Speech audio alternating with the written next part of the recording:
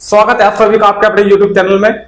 दोस्तों, UP police constable की री एग्जाम मैथ की क्लास लेकर एक बार फिर आपके साथ जुड़ चुके, कंप्लीट कर दिया था 2D में। अब हम 3D आज हम स्टार्ट करेंगे, तो क्लास नंबर 1 से ही स्टार्ट करेंगे। ठीक है, तो हम लेके चलते हैं यहाँ पे क्लास नंबर 1 और ये हमारी रहने वाली है 3D में। ये हमारी रहने वाली है 3D में। ठीक है, आयतन चैप्टर हमारा रहने वाला है। आज हम जो इस क्लास में पढ़ेंगे वो पढ़ेंगे घन, घनाभ और बेलन के क्वेश्चन। तीनों के तीनों क्वेश्चन टाइप के क्वेश्चन में लगवाऊंगा। सबसे पहले रूल सीखेंगे, उसके बाद क्वेश्चन हम बताएंगे। और आयतन के क्वेश्चन इस प्रकार के हैं, आप सभी को पता है कि एक ऐसा चैप्टर है वॉल्यूम का जो सभी को परेशान करता है। टफ टफ क्वेश्चन इसमें होते हैं और इस वाले चैप्टर को 2D को 3D को बच्चे छोड़ के चलते हैं। लेकिन अगर आप हमारे चैनल से बने हुए हो तो एक भी क्वेश्चन ना छूटेगा और जो सा भी क्वेश्चन एग्जाम के अंदर आएगा उसे आप 100% करके आओगे, ये मेरा आपसे बिल्कुल वादा है। आप लोग क्लास लेके देखिए, लास्ट तक बने रहिए वीडियो में और एक एक क्वेश्चन आपकी समझ में आने वाला है। ठीक है, सबसे पहले तो हम बात करते हैं घन की। ठीक है भाई, होली पर्व के एकदम बाद हमने स्टार्ट कर दिया 3D। बहुत अच्छा चैप्टर है। आप सभी को पता है कि ALP रेलवे के और टेक्नीशियन रेलवे के कोर्सेज भी उपलब्ध है और कंटिन्यू चलाई जा रही है मैथ की क्लासेस। उसके साथ साथ हमने RPF का बैच चलाने का भी आपसे वादा किया था। वो भी मैथ की जैसे ही हमारे ऑनलाइन फॉर्म स्टार्ट हो जाएंगे तो RPF की क्लासेस भी आपकी मैथ की स्टार्ट हो जाएगी। ठीक है, तो आज हम बात करते हैं 3D में। सबसे पहले मैं बताऊंगा आपसे घन के बारे में। आज हम सीखेंगे सबसे पहले घन, उसके बाद घनाभ और घनाभ के बाद हम बात करेंगे बेलन की। सबसे पहले इन दोनों के बारे में बात करते हैं। ठीक है, घन, जब दो वर्गों से मिलकर एक आकृति जब बनेगी तो वो घन कहलाएगी। किस प्रकार? देखो, अगर दो वर्ग का मतलब जिसमें समान वर्ग का मतलब होता है समान भुजाएं। ठीक है, इसकी सभी भुजाएं समान होगी क्योंकि ये वर्ग है। एक वर्ग तो ये और एक वर्ग में और बना देता हूं, ये घन के आकार की मैं आकृति बना दे रहा हूं। ठीक है भाई, ये घन की आकृति मैंने बना दी, ये हमारा हो गया घन। ठीक है, इसका प्रत्येक फलक इक्वल होगा और आप सभी को पता है कि घन में भी और घनाभ में भी 6 फलक होते हैं। कितने फलक होते हैं? 6। यानी कि बाहरी जो हमारी लाइनें होती है वो नंबर 1, 2, 3, 4, 5, 6 आप इधर से भी गिन सकते हो। तो ये भी बात है कि आपको याद रखनी है कि टोटल कितने फलक इसमें रहने वाले हैं? 6 फलक। ठीक है, यही बात इसमें सेम है घनाभ में, इसमें भी हमारे 6 फलक रहने वाले हैं। ठीक है, और साथ ही साथ बताना आपसे चाहूंगा मैं कि घन की प्रत्येक भुजा समान होती है, लेकिन घनाभ में ऐसा नहीं होता। लंबाई, चौड़ाई और ऊंचाई की इसमें हम बात करेंगे। लंबाई, चौड़ाई और ऊंचाई की दो आयत से मिलकर हम एक घनाभ का निर्माण करते हैं। ठीक है, अब देखिए बाहरी हिस्से को गिनिए, बाहरी जो लाइनें हैं उनको गिनिए। 1, 2, 3, 4, 5 और हमारे 6। तो इसमें भी हमारे कितने फलक रहने वाले हैं? 6। और इसमें भी कितने फलक रहने वाले हैं? 6। यहाँ पे लंबाई, चौड़ाई, ऊंचाई सब इक्वल होती है। घन के अंदर लंबाई, चौड़ाई और ऊंचाई सभी इक्वल रहने वाली है और घनाभ के अंदर लंबाई, चौड़ाई और ऊंचाई ये बराबर नहीं होगी। यहां तक की बात अगर आपकी समझ में आ चुकी है तो मैं फॉर्मूले लिखने भी स्टार्ट कर दूंगा। ठीक है, कोई भी अगर कमरा होगा तो वो घनाभ के आकार का होगा, आयताकार रूप का होगा। तो अगर कोई कमरा होगा तो वो हम घनाभ के रूप का लेंगे, ना कि वर्ग के रूप का। आप सभी को पता है इस बारे में। यहां तक ठीक है? चलिए अब मैं बात कर लेता हूं घन के आयतन की। 3 फॉर्मूले रहने वाले हैं घन में। 3 फॉर्मूले, एक आयतन का रहेगा, एक हमारा रहेगा विकर्ण का और एक हमारा रहने वाला है इसका पृष्ठ का। ठीक है, एक हमारा रहने वाला है इसमें संपूर्ण पृष्ठ का। ठीक है, ऐसे ही इसमें तीन फॉर्मूले रहेंगे। आयतन का रहने वाला है घनाभ में, घनाभ का आयतन, और उसके साथ ही साथ इसका विकर्ण की बात हम करेंगे इसमें घनाभ में, और विकर्ण के साथ साथ हम बात करेंगे इसमें संपूर्ण पृष्ठ की, संपूर्ण पृष्ठ की। ठीक है, ये तीनों की तीनों बातें जो इसमें होगी वही तीनों की तीनों बातें हमारी इसमें रहने वाली है। ठीक है, अभी समझना आप सभी इस चीज को। सबसे पहले घनाभ के जो आयतन है, भुजा हमारी अगर मान ले कि ए है तो सभी भुजाएं ए होगी, तो घनाभ का आयतन हमारा हो जाएगा ए की 3, ए की 3। मान लो कि कोई भी भुजा है, लंबाई हमारी मीटर में है, चौड़ाई हमारी मीटर में है और ऊंचाई भी हमारी मीटर में है, तो अगर मैं इन तीनों की मल्टीप्लाई करा दूं, क्योंकि जब इक्वल है, लंबाई चौड़ाई ऊंचाई इक्वल है, मान लो कि ये ए है, मान लो कि ये ए है, ठीक है, तो अब जब आयतन निकाल लेंगे ए की 3 हो जाएगा, यानी कि मीटर मीटर मीटर, तो हम क्या लिख सकते हैं, मीटर की क्यूब, मीटर की क्या लिख सकते हैं, क्यूब। और हमने इसी प्रकार अक्षय त्रिमिति 2D में क्या पढ़ा था, उसमें सिर्फ 2 तक था, लंबाई चौड़ाई, उसमें हमने मीटर का क्या लगाया था, स्क्वायर। 2D के अंदर बात हुई थी स्क्वायर में, और आयतन के अंदर बात होगी 3 में। ठीक है, घन में बात होगी।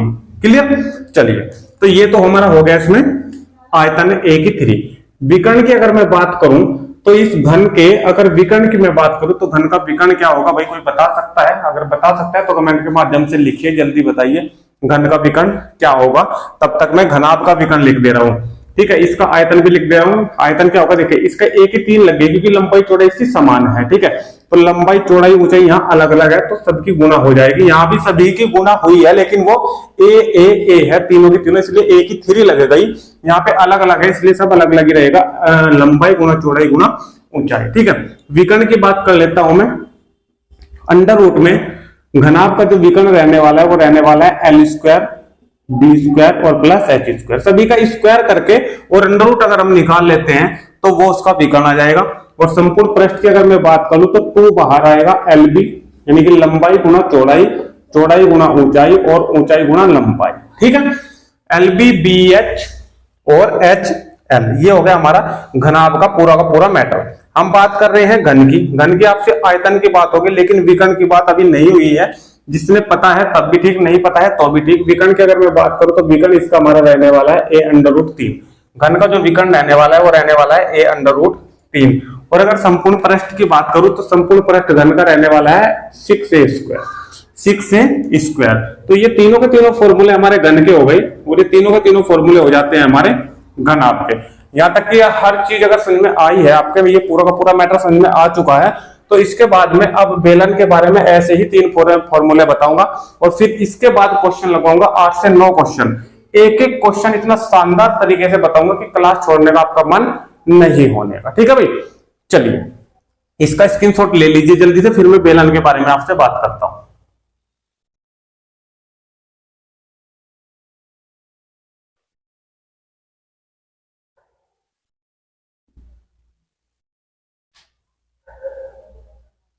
हो चुका?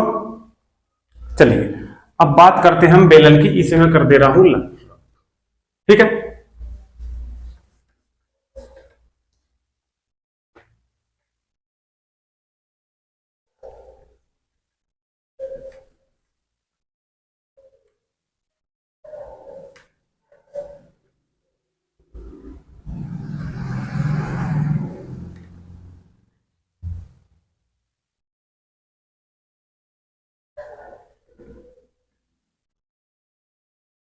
चलिए बात कर लेते हैं भाई बेलन की।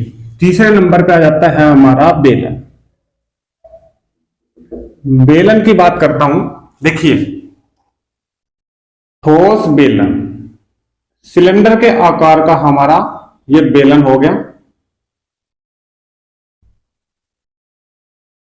ठीक है, सिलेंडर के आकार का हमने एक बेलन लिया है। इस बेलन में आपको त्रिज्या और ऊंचाई, इन्हीं 2 चीजों की बात होगी बेलन के अंदर। शंकु के अंदर त्रिज्या की, शंकु के अंदर त्रिज्या की, ऊंचाई की, और प्लस तिरछी ऊंचाई की भी बात होगी, क्योंकि उसमें ऊंचाई जो होगी वो तिरछी भी होगी और बिल्कुल परपेंडिकुलर भी होगी।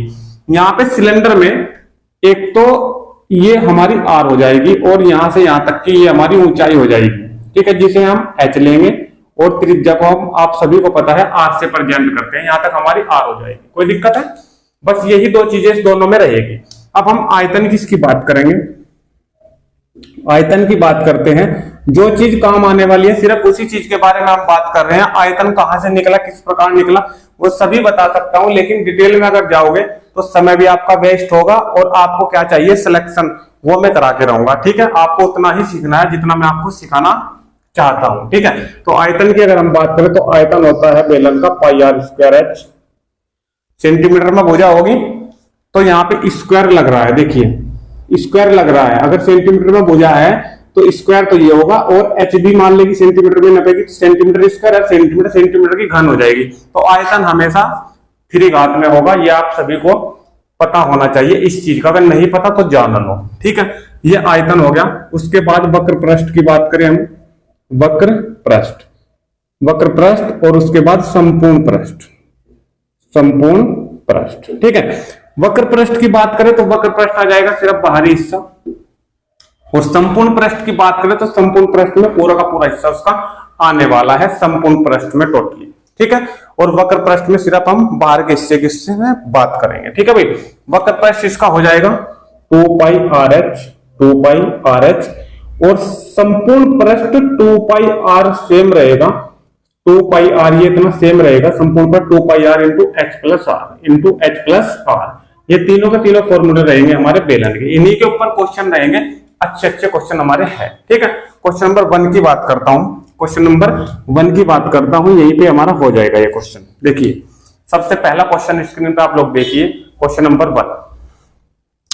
चलिए क्वेश्चन नंबर 1, क्वेश्चन नंबर 1 में क्या कह रहा है, एक कमरा 12 मीटर लंबा, ध्यान से देखना भाई, एक कमरा 12 मीटर लंबा, लंबाई कितनी दी 12 मीटर की, चौड़ाई भी उसने दे दी है और ऊंचाई भी उसने दे दी है। कितनी कितनी दी है, ये 9 मीटर दी है, ये 9 मीटर दी है, और ये 8 मीटर दी है। ये कितनी दी है, 8 मीटर। तो आपके पास लंबाई भी है, चौड़ाई भी है और ऊंचाई भी है। वो कह रहा है इसमें अधिकतम किस लंबाई का बांस रखा जा सकता है। देखिए इसमें अधिकतम किस लंबाई का बांस रखा जा सकता है। तो मैं आपको एक चीज बता दूं कि जब उसकी लंबाई भी अलग है, चौड़ाई भी उसकी अलग है और ऊंचाई भी उसकी, सब तीनों की तीनों अलग है, तो जब तीनों चीज हमारी अलग हो जाती है तो वो बन जाता है हमारा घनाभ। ये बात तो हमारी हो चुकी कंफर्म कि ये घनाभ है। क्या है ये, घनाभ है। अब एक चीज देखिए आप लोग, एक कमरा मैंने आपको पहले बताया था, जो कमरे का आकार होगा वो 2 आयत से मिलकर बना होगा, मतलब कि वो घनाभ के आकार का होगा। ये कह रहा है कि उस कमरे में सबसे अधिक लंबा बांस कहां से कहां रखे जा सकता है। तो आप लोग एक चीज देखिए, मान लो कि मेरे पास ये कमरा है, मान लो कि मेरे पास ये कमरा है, ठीक है, ये थोड़ा वर्ग के आकार से बन गया, मैं इसकी थोड़ी जो है भुजाएं वो लेंथ बढ़ा देता हूं। मान लो कि ये मेरे पास कमरा है आयताकार रूप में, ठीक है भाई। तो इस आयताकार जो मेरे पास ये कमरा है, इसमें एक कोने से लेकर दूसरे कोने पे अगर मैं कोई चीज रखता हूं तो यहां पे सबसे लंबी चीज मैं रख सकता हूं, मतलब कि एक कोना ऊपर का और एक कोना नीचे का। अगर किसी भी कमरे में सबसे लंबी चीज रखना चाहूं, सबसे लंबा बांस रखना चाहूं, तो उसके कोनों को ही मैं जज करूंगा। यहां से यहां तक कोई भी चीज में सबसे लंबी रख सकता हूं, क्योंकि यहां से यहां तक रखोगे तो छोटी आएगी, यहां से यहां तक रखोगे तो छोटी आएगी, सबसे लंबी उसके विकर्ण पे ही बनेगी, सबसे लंबी चीज उसके विकर्ण पे ही बनेगी। यानी कि जब हमें पता लग चुका है कि ये कमरा है, ये घनाभ के आकार का है, जब इसकी लंबाई चौड़ाई ऊंचाई अलग अलग है, और हमें पता ये भी लग चुका है कि सबसे लंबा बांस कहां पे रखे जा सकता है, उनके कोनों पे रखे जा सकता है। और कोने क्या कहलाते हैं, कोने कहलाते हैं विकर्ण। और अगर विकर्ण पे रखना है तो हम फॉर्मूला लगा सकते हैं कि घनाभ के विकर्ण का क्या फॉर्मूला है, हमें निकालना है घनाभ का विकर्ण। ठीक है, ये चीज अगर समझ में आ चुकी है तो पूरी की पूरी 3D इसी प्रकार दिमाग में बैठा दूंगा, एक ही बार पढ़ने की जरूरत है। ठीक है, तो घनाभ के विकर्ण का फॉर्मूला आप सभी को पता है, 2 नहीं है, अंडर रूट में L square plus B square और प्लस एच स्क्वायर। ठीक है, आप लोग अंडर रूट कर लो और उसका वर्गमूल निकाल दो। ठीक है, देखो L का स्क्वायर यानी कि 12 का स्क्वायर करोगे 144, फिर B का स्क्वायर करोगे 9 का स्क्वायर भाई 81, और फिर H का स्क्वायर करोगे तो कितना आएगा 64। यहां तक कोई दिक्कत है? तो ये पूरा का पूरा जैसे आप लोग जोड़ोगे 4 और 1 5 और 4 9, ये पूरा अंडर रूट में आपका बन जाएगा 289। और 289 का वर्गमूल आप सभी को पता है 17 मीटर। ठीक है, अगर मीटर में भुजा दी हुई है, ये सभी मीटर में भुजा थी दी, तो हमारे पास मीटर आगे निकल गए, 289 का रूट निकाल लेंगे तो 17 मीटर हमारा आंसर आ चुका है। ठीक है, तो उस बांस की जो लंबाई रहेगी सबसे अधिक वो रहेगी 17 मीटर का बांस में रख सकता हूं, जबकि इसकी लंबाई कितनी थी 12 मीटर। लंबाई कितनी थी 12 मीटर। यहां तो मैं 12 मीटर लंबा ही बांस रख पा रहा था और चौड़ाई में सिर्फ 9 मीटर लंबा ही बांस रख पा रहा था। और आप लोग देख पा रहे हो जो मैंने बताया था कि विकर्ण पे हम सबसे लंबी वस्तु रख सकते हैं, तो विकर्ण उसका देखो 17 मीटर आ रहा है। इनमें से किसी की भी लंबाई 17 मीटर नहीं है, ना लंबाई ना चौड़ाई ना ऊंचाई, तो हम कह सकते हैं कि विकर्ण हमारा सबसे लंबा होगा जो 17 मीटर का होगा। इतना लंबा बांस हम रख सकते हैं। बताइए चीज समझ में आई है या नहीं आई है। ठीक है, अगर आ चुके हैं तो स्क्रीनशॉट ले लो जल्दी से। क्वेश्चन नंबर 2 पे चलते हैं।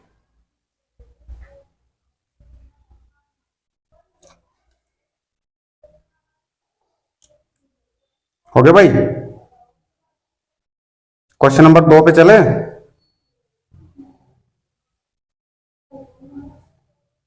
चलिए देखिए क्वेश्चन नंबर 2 पढ़िए। क्वेश्चन नंबर 2 में देखिए, एक आयताकार जलाशय में, एक आयताकार जलाशय है कोई आयत के आकार का, 42,000 लीटर जल है, उसमें 42,000 लीटर जल है। अब 42,000 लीटर जल है, एक आयताकार कोई तालाब है, उसमें 42,000 लीटर जल है। ठीक है, यदि जलाशय की लंबाई 6 मीटर, लंबाई जो दी है वो 6 मीटर दी है, और चौड़ाई जो दी है वो 3.5 मीटर भाई दे दी है। ठीक है, तो जलाशय की गहराई कितनी है, तो गहराई को ही हम ले सकते हैं h, उसकी जलाशय की गहराई कितनी है, तो हमें ऊंचाई निकालनी है। उसने तालाब का जो जल दिया है वो 42,000 लीटर दिया है, कि उसमें जल भरा है 42,000 लीटर, 42,000 लीटर। ठीक है, अब एक चीज समझिए, एक चीज समझिए, मान लो कि मेरे पास कोई गिलास है, मेरे पास कोई ये गिलास है। ठीक है, इस गिलास में मैंने ये जल भर रखा है। ठीक है, तो एक चीज ये ऊपर तक भरा है मान लो, तो एक चीज आप लोग ध्यान दीजिए, जितना इसका आयतन होगा उतना ही तो इसमें जल आएगा, जितना इसका आयतन होगा उतना ही तो इसमें जल आएगा। तो मैं क्या मैं ये कह सकता हूं कि तालाब का जितना आयतन है उतना ही उसमें जल आ रहा है? बिल्कुल कह सकते हो सर। और तालाब जो हमारा आयताकार रूप में है, जब उसके आयतन की बात आ रही है तो लंबाई चौड़ाई ऊंचाई तीनों हमारी इसमें आ जाएगी। अब ध्यान से देखना, देखो तो मैं क्या लिख सकता हूं कि लंबाई गुणा चौड़ाई और गुणा ऊंचाई, ये आयतन के रूप में उसका आयतन टोटल 42,000 लीटर, 42,000 लीटर है। बताइए समझ आई बात या नहीं आई? 42,000 लीटर है।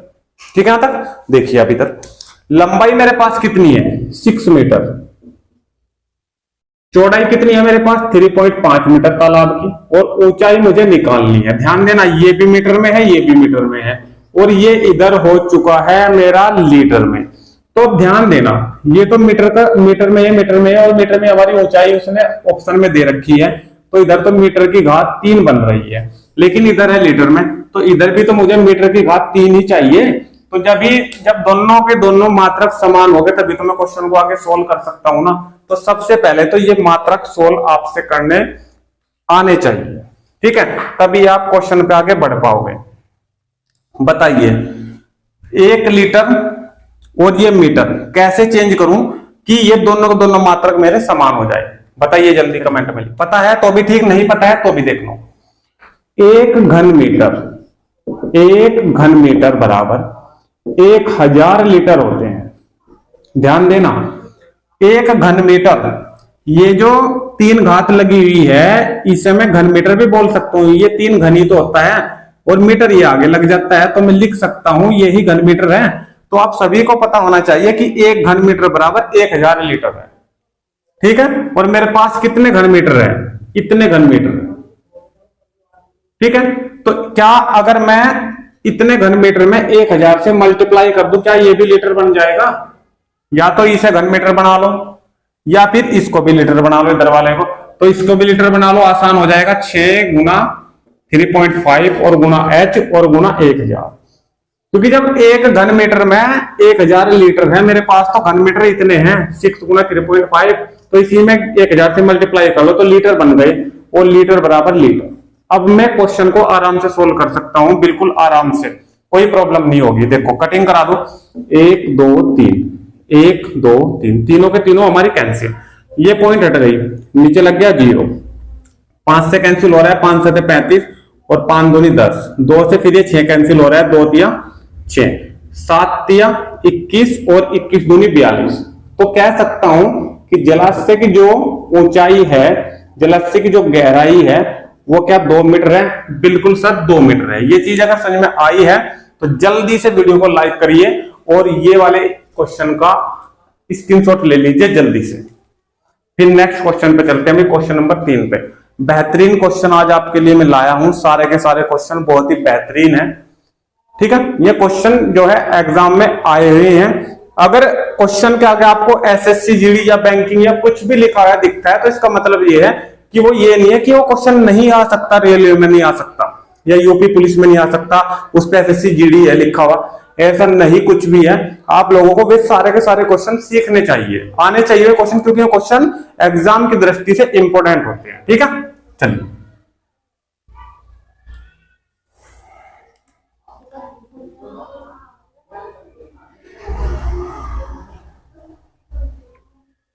क्वेश्चन नंबर 3 पे बढ़े भाई। क्वेश्चन नंबर 3, क्वेश्चन नंबर 3 में क्या कह रहा है, सबसे पहले देखिए, एक कमरे की चौड़ाई उसकी ऊंचाई की दुगनी। देखो एक कमरे की चौड़ाई, देखो लंबाई चौड़ाई और ऊंचाई मैंने तीनों यहां पे लिख दिया, ठीक है। तीनों लिखने पे अब देखो एक कमरे की जो चौड़ाई है ना, एक कमरे की जो एक चौड़ाई है भाई, ये तो होगी लंबाई, ध्यान से देखो भाई, ये होगी चौड़ाई और ये होगी ऊंचाई। सभी क्वेश्चन ध्यान से देखो तो भाई तभी तो समझ में आएगा क्वेश्चन, ठीक है। और क्वेश्चन समझ में आओगे तभी एग्जाम में कर पाओगे। तो ध्यान से देखो, एक कमरे की चौड़ाई उसकी ऊंचाई की दुगनी, एक कमरे की जो चौड़ाई है ना ये इसकी ऊंचाई की दुगनी है। तो क्या इसको 1 मान लू, जब ये दुगनी है तो इसे 2 मान लू, ठीक है। तक इन दोनों में ये अनुपात हो गया, ठीक है भाई। आगे क्या कह रहा है, तथा लंबाई से आधी है।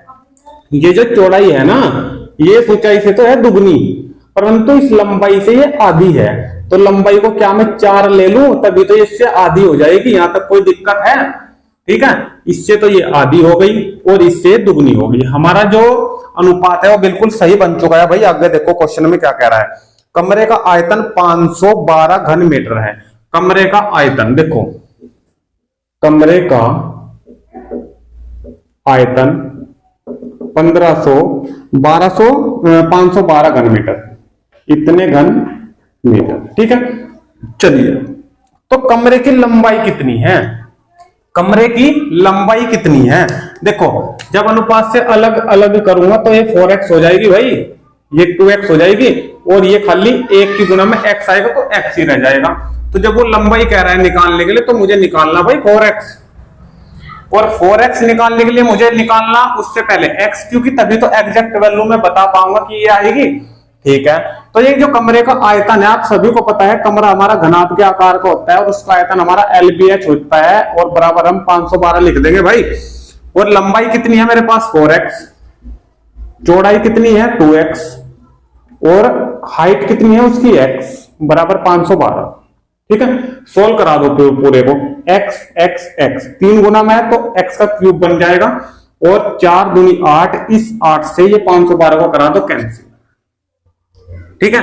8 छिंग 48 और 8 चौक 32, तो x की 3 बराबर 64। और आप सभी को पता है कि घनमूल जब मैं 64 का लूंगा तो मुझे 4 मिलेगा, मुझे क्या मिलेगा 4 मिलेगा, और x की वैल्यू ही मुझे पता होनी चाहिए थी। अब देखो यहाँ पे लंबाई मुझे निकालनी थी, लंबाई कितनी थी भाई मेरे पास 4x, और x की वैल्यू कितनी आई 4, वही मैंने 4 रख दी, और 4 चौक 16 मीटर। तो ये आंसर हमारा निकल के आ गया है क्वेश्चन नंबर 3 का। इस प्रकार के क्वेश्चन भाई हमने इस प्रकार सोल्व करे हैं, ठीक है। अब क्वेश्चन नंबर 4 सोल्व करते हैं दोस्तों। क्वेश्चन नंबर 4, चलिए क्वेश्चन नंबर 4 को देखते हैं भाई। इसी प्रकार के क्वेश्चन बहुत अच्छे अच्छे क्वेश्चन है, यही प्रॉब्लम करते हैं भाई एग्जाम के अंदर। लेकिन जब आप लोग समझोगे, ध्यान से करोगे, तो कोई क्वेश्चन प्रॉब्लम नहीं करने वाला है। ठीक है, क्वेश्चन नंबर 4, क्वेश्चन नंबर 4, चलिए क्वेश्चन नंबर 4 भाई, एक सेकंड रुको, देख लो पहले मैं एक बार कौन सा क्वेश्चन है हमारा। क्वेश्चन नंबर 4 में क्वेश्चन हमारा रहने वाला है, देखिए 4 मीटर लंबी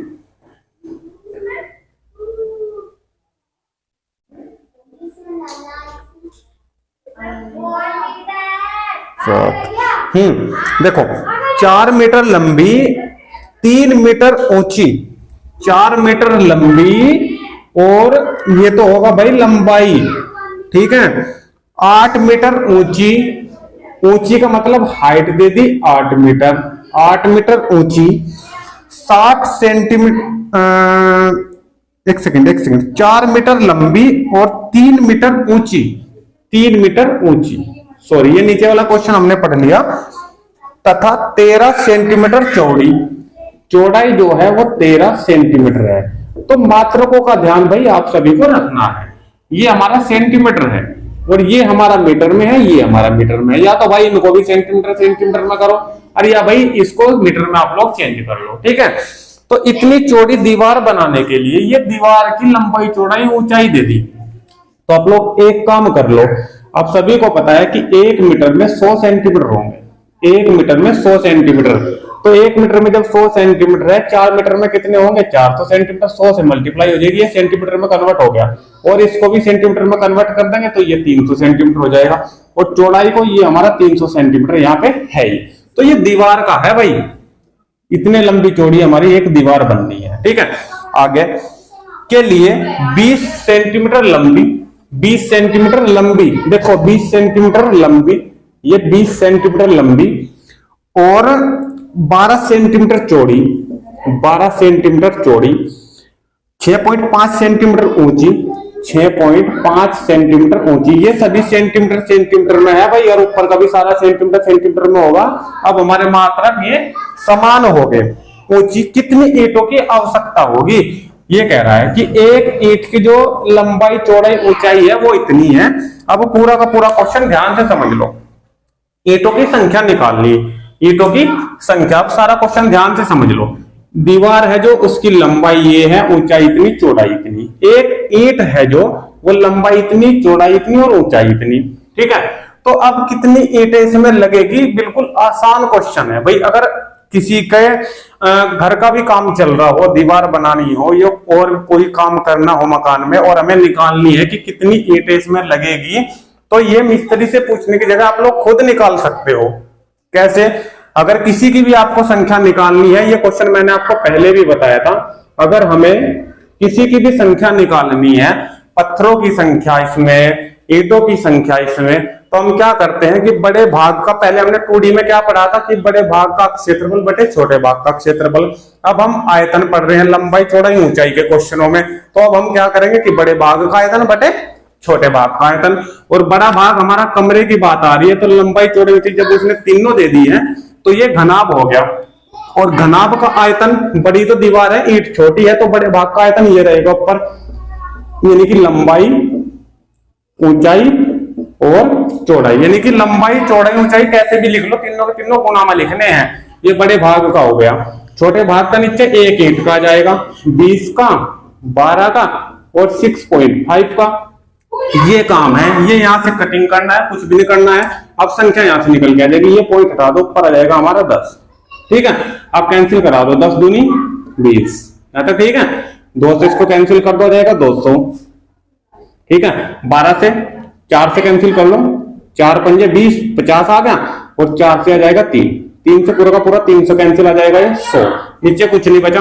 यहाँ पे 50 और ये 100 और ये 13 बच गया, 50 गुना 100 और गुना 13, ठीक है भाई। अब 13 पंजे 65 और 3 जीरो लग जाएगी इसके आगे, 65 के आगे 3 जीरो। तो कितनी ईंटें इसमें लगेगी, इसमें जो ईंटों की संख्या निकल के आई है वो आई है 65,000। क्वेश्चन मुझे लगता है आप सभी की समझ में आ चुका है, बहुत आराम से बताया है। इस प्रकार का क्वेश्चन कोई सा भी आता है इस आयतन के अंदर से या 2D के अंदर से, तो आप लोग बड़े भाग का ऊपर, छोटे भाग का नीचे। क्षेत्रफल में से पूछ रहा है तो क्षेत्रफल ऊपर, और अगर आयतन में से पूछ रहा है तो भाई आयतन हमारा नीचे आ जाएगा। ठीक है, स्क्रीनशॉट ले लो। फिर नेक्स्ट क्वेश्चन पे चलते हैं, क्वेश्चन नंबर 5 पे। ये सारे के सारे क्वेश्चन जो है ना एग्जाम में आने वाले क्वेश्चन है भाई, सारे के सारे। मैंने अभी तक जो फॉर्मूले बताए थे वो घनाभ का आयतन, उसका विकर्ण L square B square H square, और उसका संपूर्ण प्रस्थ LB BH और HL। सिर्फ इस फॉर्मूले का अभी तक प्रयोग नहीं हुआ है, आगे क्वेश्चन आ रहे हैं उसका हो जाएगा। इन दोनों फॉर्मूलों का प्रयोग मैंने आपको बता दिया। अब ये घनाभ की बात हो रही थी, अब बात करेंगे हम घन की। घन के क्या फॉर्मूले थे? A3 आयतन का था, और A√3 उसके विकर्ण का था, और जो संपूर्ण पृष्ठ का था तो संपूर्ण पृष्ठ का था हमारा 6A स्क्वायर। अब इन तीनों के बारे में बात कर लेते हैं, और उसके साथ हो सकता है मिक्स में घनाभ का 1-2 क्वेश्चन भी आ जाए। ठीक है, चलिए क्वेश्चन नंबर 5 पे बढ़ते हैं भैया। क्वेश्चन नंबर 5 पे सेशन में मुझे लगता है कि आप लोगों को मजा आ रहा है, क्योंकि क्वेश्चन बहुत अच्छे अच्छे हैं और समझ में भी आपके आ रहे हैं।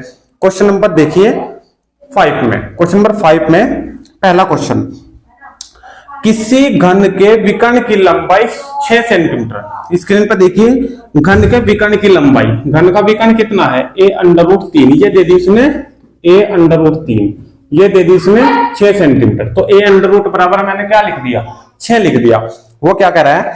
घन का आयतन कितना होगा? घन का आयतन का मतलब A3 निकालना है। तो A3 निकालने से पहले मुझे क्या चाहिए? A चाहिए। A निकलेगी मेरे पास यहां से, तो A बराबर, ये √3 है गुना में, ये चले जाएगा इसके बटे में, तो 6/√3। या तो A की वैल्यू यही रख लो, या फिर अगर नीचे अंडर दिखता है तो थोड़ा अच्छा सा दिखे, क्वेश्चन के आंसर का कोई प्रभाव नहीं पड़ने वाला भाई, इससे घबराने वाली बात कुछ नहीं है। आप लोग √3 से ऊपर नीचे अगर मल्टीप्लाई कर दोगे तो थोड़ा सा ठीक ठाक सा लगने लगेगा। ठीक है, √3 की मल्टीप्लाई 3 आ जाएगी, और 3 से 6 कट जाएगा तो ऊपर आ जाएगा 2, और √3 ये, तो ये पूरा 16 हो जाएगा 2√3। आप लोग डायरेक्टली ये भी रख सकते हो 6√3 भी, क्योंकि हमें क्या करना है? A3 3 बार गुना उसकी करानी है, क्योंकि हमें आयतन निकालना है। आयतन होता है A3, और A3 का मतलब A की वैल्यू मेरे पास ये है, इसकी घात में कितनी लगाऊंगा? 3।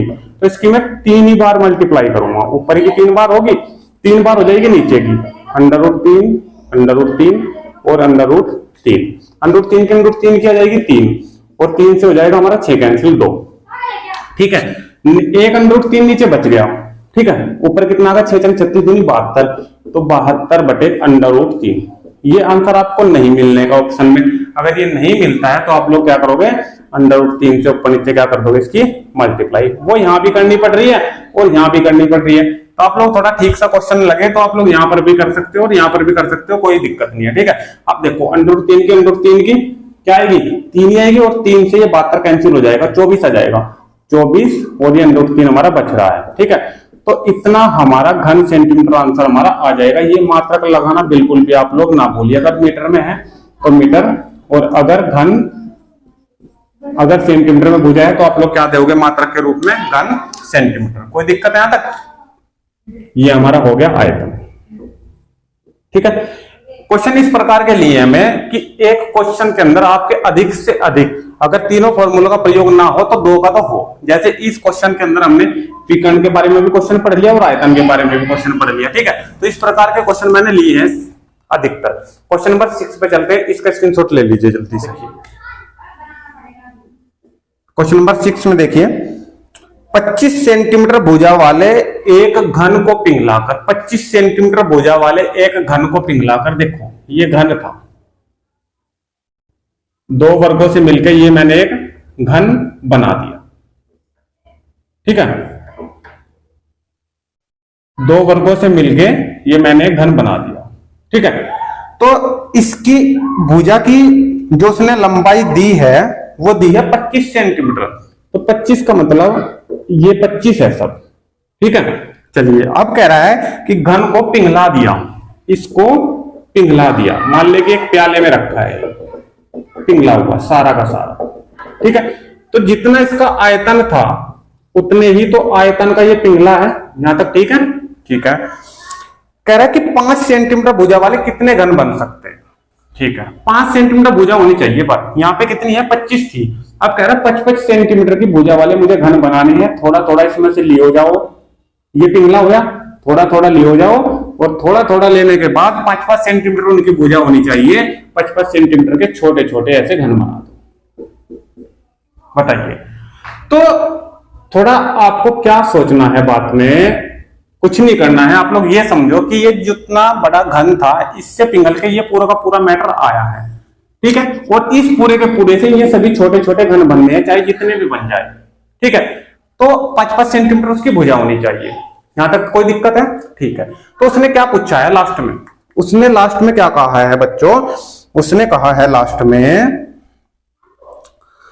भुजा वाले कितने घन बनेंगे। यहाँ पे वही संख्या पूछ ली है, और संख्या के बारे में मैंने आपको बताया था कि अगर संख्या आपसे पूछे तो हम लगाएंगे बड़े भाग का आयतन बटे छोटे भाग का आयतन, बड़े भाग का आयतन बटे छोटे भाग का आयतन। परंतु चीजों को समझना है, रटना नहीं है। छोटे भाग का आयतन, चीजों को समझना है, रटना बिल्कुल भी नहीं है। ठीक है, तो बड़ा भाग आप सभी को पता ही है, बड़ा भाग था जिसकी एक भुजा 25 सेंटीमीटर थी। इसी तो पिघला के छोटे छोटे बन रहे हैं, जो छोटे है वो नीचे आ जाएगा। बड़े भाग का आयतन, बड़े का मतलब ये घन है, बड़े वाला